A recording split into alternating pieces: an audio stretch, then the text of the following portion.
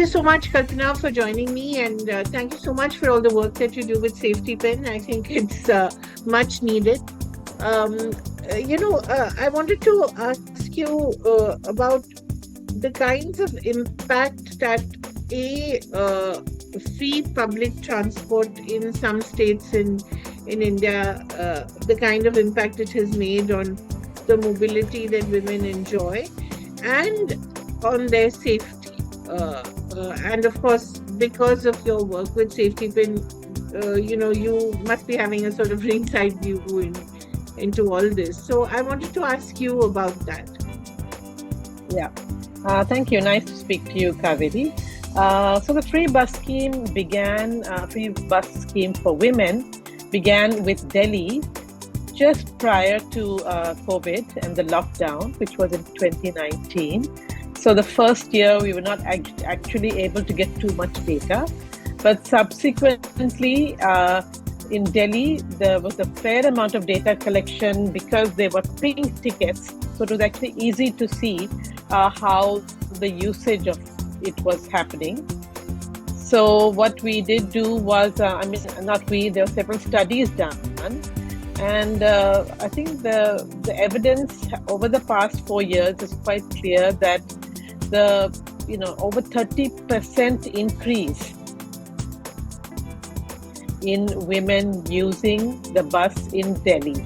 Subsequently, the scheme was introduced in Karnataka for the entire state, where women could also the state, and then in Tamil Nadu, in Andhra Pradesh, Telangana, and some buses in Maharashtra. We have, data as well as a lot of anecdotal evidence, which is showing that it has improved women's independent mobility.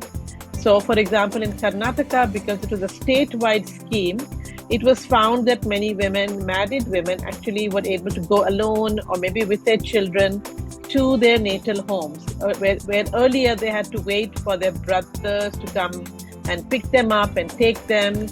And somehow the fact that they didn't have to spend any money gave them some freedom within their marital family to do such things. Similarly, we've heard cases of domestic workers who would otherwise walk 5 to 6 kilometers a day, and so therefore what they were able to do is often able to take on one more job because they could do so that 5 to 6 kilometers is also time.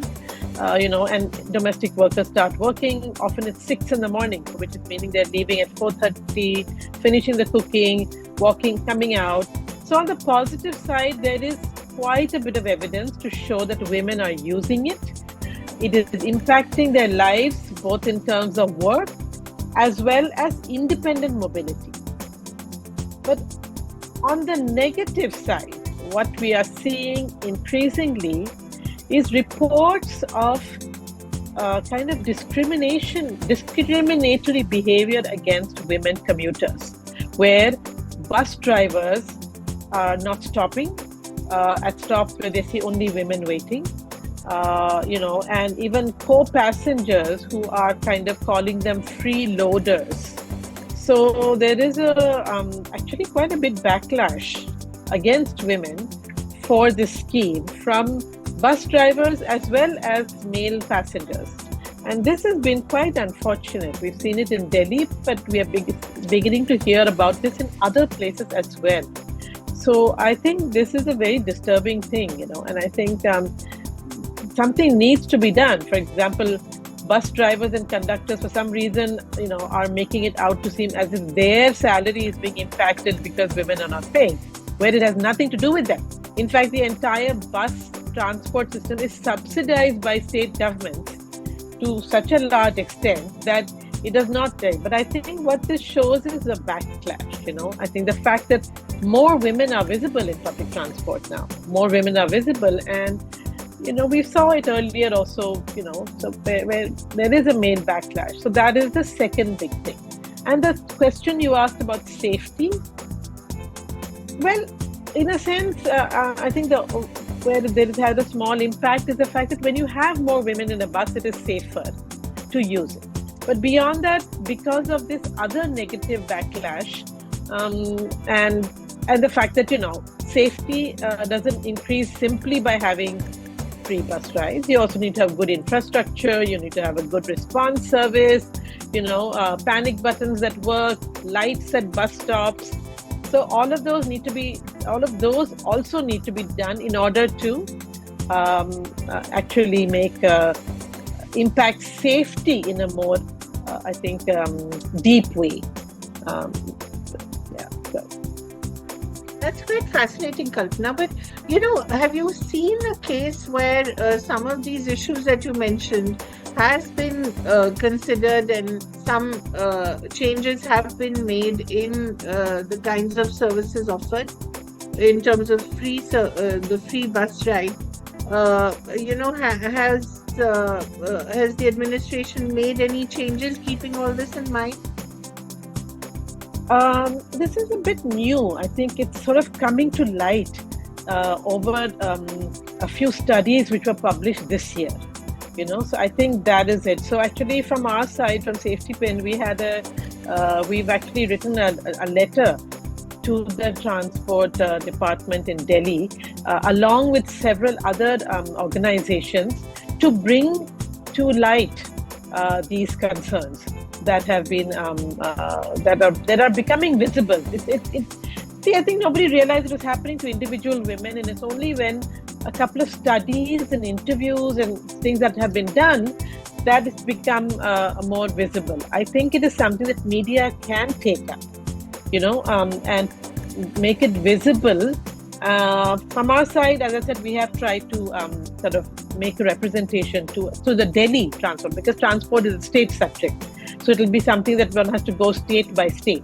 And certainly in Delhi, we have women talking about how they have been kind of discriminated because of this. Where do you see it having really taken off, and in a way that has also impacted women's livelihoods?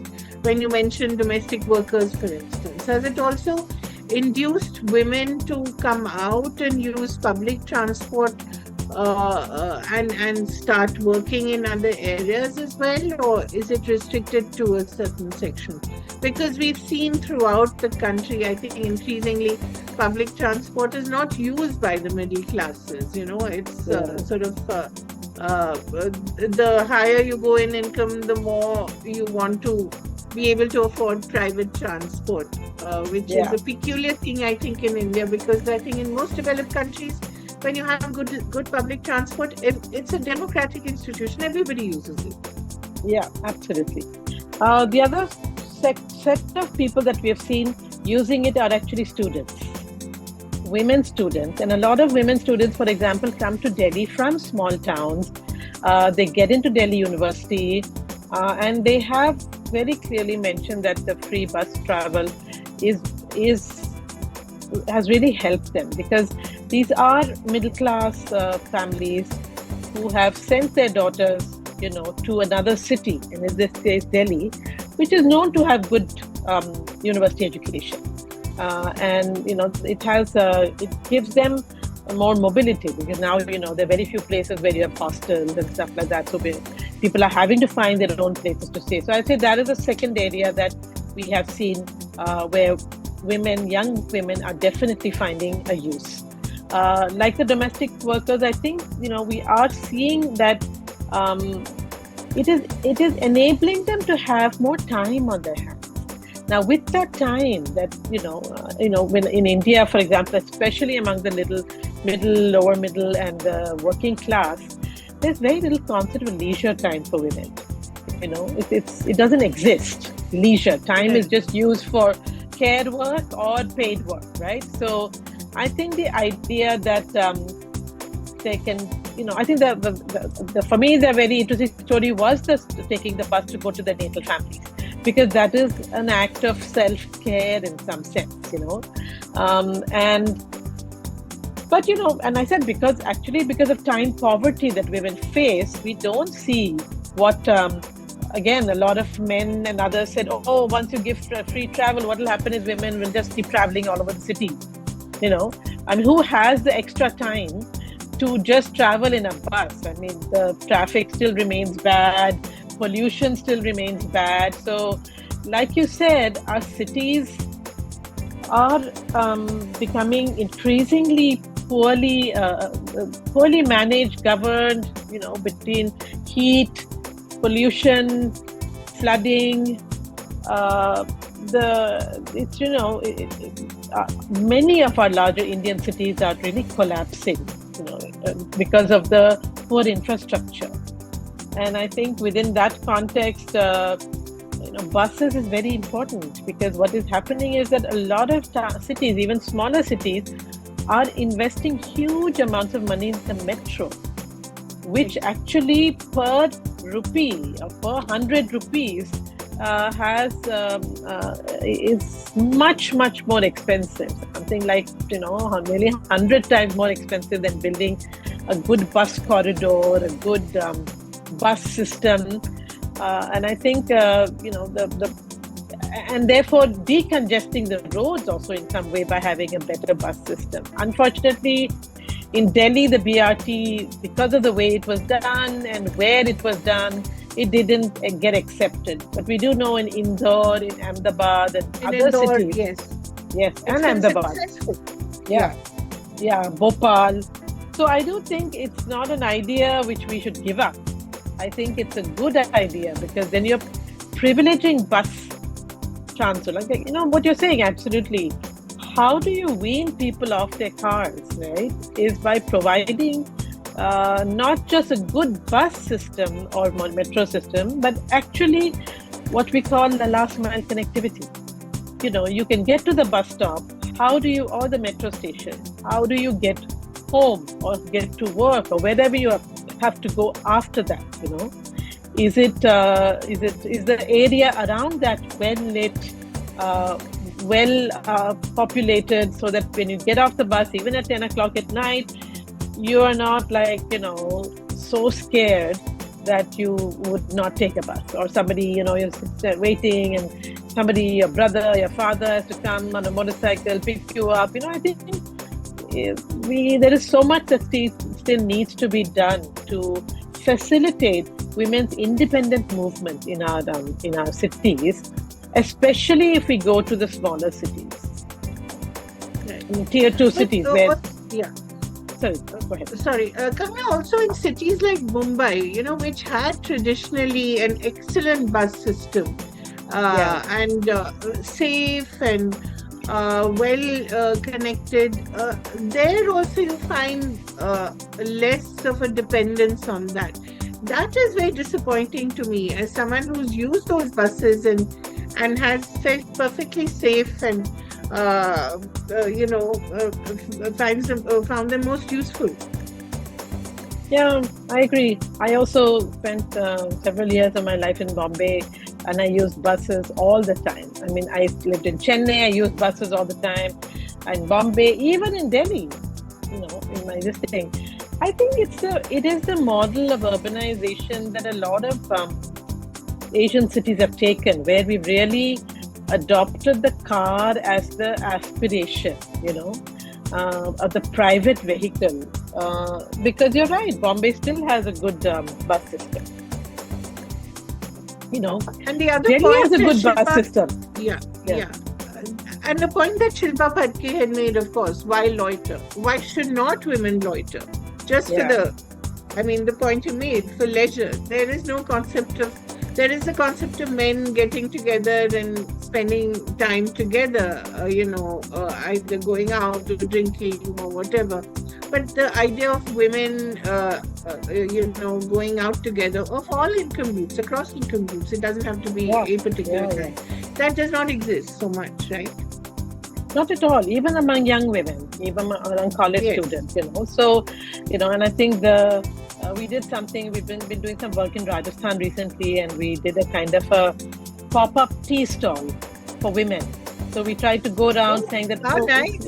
Yeah, so the idea that women don't hang around chai ki dukaan, You never see women hanging around a tea stall. It's always young men. Yeah. So I think, How or older successful men was labor. it?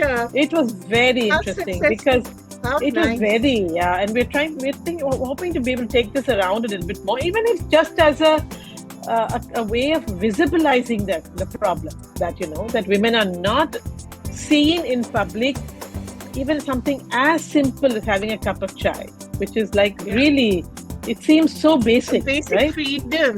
A Yeah. basic freedom. Yeah. But how lovely. And also, I think the more people are doing these women only walks and, reclaiming certain public spaces which are supposed to be unsafe, it's all part of one whole movement in a way, right? Yeah. So there is, the Blank Noise had done that Meet to Sleep, which was going to public parks and sleeping. Because again, this is something that, or just lying down and reading a book, resting. As a woman, you really cannot lie down in a public space in India. Men are lying down all the time. Yeah. But, that's been one campaign that's had Meet to Sleep, where women go out in groups and actually lie down and sleep in a public park. And like the pop-up tea stall, there was also in Pakistan a few years ago, there was something called Girls at Dhabas, where again, women would go around to dhabas and sit and have a paratha and chai, simply just claiming public space. And it seems, at one level, it's very empowering. At another level, I don't know, Kaveree, I mean, when I was younger, I didn't think it would take so long for something as simple as this to change, And I feel quite disheartened at moments when I look at the kind of battles even now that young women are having to fight, So in some ways, I feel it's more even, Yeah, I think we were less concerned about some of these issues. Maybe we didn't know better or whatever it was. Yeah, perhaps we didn't know better. But there was a lot more autonomy, I think, in the way we used public transport, public spaces. We didn't think twice. But I think there is naturally so much increasing violence in the public arena. You have to be careful. But let's talk a little about what you think states can do and where you do see pockets of hope. Yeah. I think, and linked to the earlier point before I move on, I think it's the whole idea of, why has it actually become worse? I think partly it's also increase of surveillance. I think we have so much more surveillance nowadays, and safety has got sort of mixed up for security. And safety actually is not just the absence of violence, which is what security or the response to violence or the protection from violence, but safety is the right to the city, is the right to freedoms. And I think part of the problem, and to me why the free bus scheme seems very positive, because it's one of few things that have been done for women's mobility, which is not security or surveillance.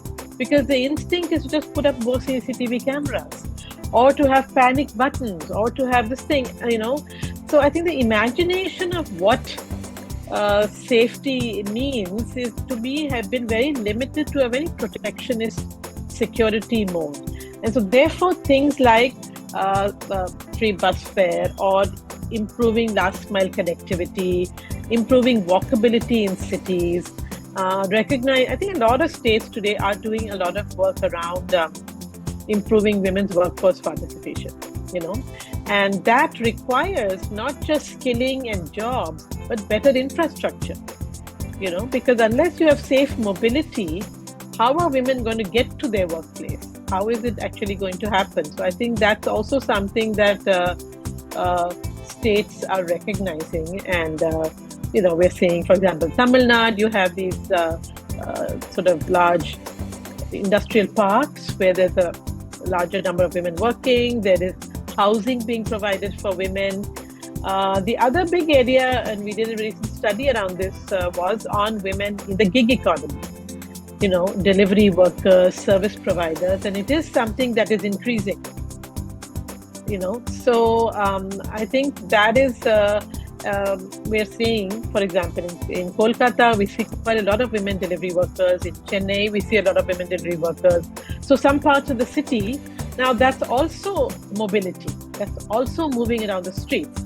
It could be on a two-wheeler, it could be walking, and we're seeing an increasing number of these. And I think one is the state, and the second is how does the private sector? The private sector is the one that's providing jobs, right? How do they start doing things that make it more gender friendly, gender inclusive, recognizing women's needs on some of this. For example, a link to this one big issue that whether it's a woman bus driver, whether it's a woman delivery person or anyone, is the lack of safe, clean public toilets in our cities, right? So how do you work on the street? How do you work in a public space if we do not provide something as basic as this?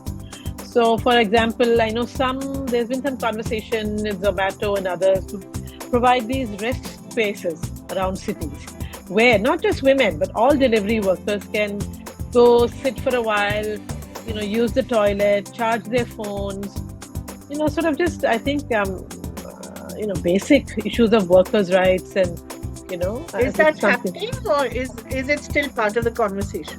I think Zomato has started doing a little bit of it.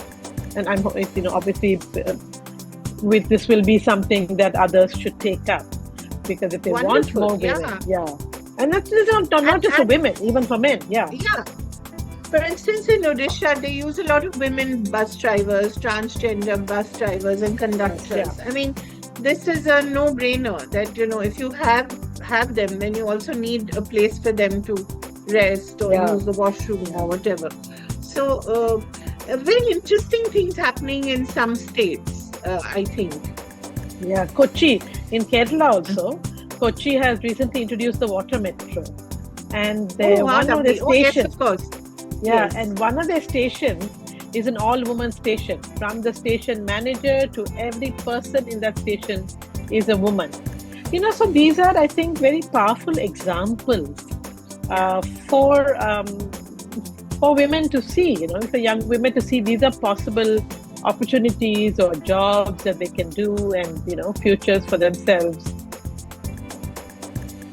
Yeah, I mean, the more they see such opportunities in the public space, the more they will be encouraged to take up these jobs as well. Kalpana, it's such a pleasure to talk to you. I learned so much. And I think I will, of course, ask you for some of these reports as well, or perhaps go to the website and they should have these. But in particular, I think the pop-up idea of a pop-up tea stall is just brilliant. You must take it elsewhere as well. And I think the idea that you said of corporates also stepping up and creating that kind of infrastructure. Sometimes the state alone is not able to do it or doesn't think about it. And we will, I think, definitely see more women gig workers as well if that kind of thing happens. Absolutely. And this is one area where there are new jobs coming up. So, Exactly. Absolutely. Yes. Thank you so much, Kalpana. I mean, after these 2 attempts, I'm so happy that we finally got to talk. And we'll be in touch. Thank you so much for joining us.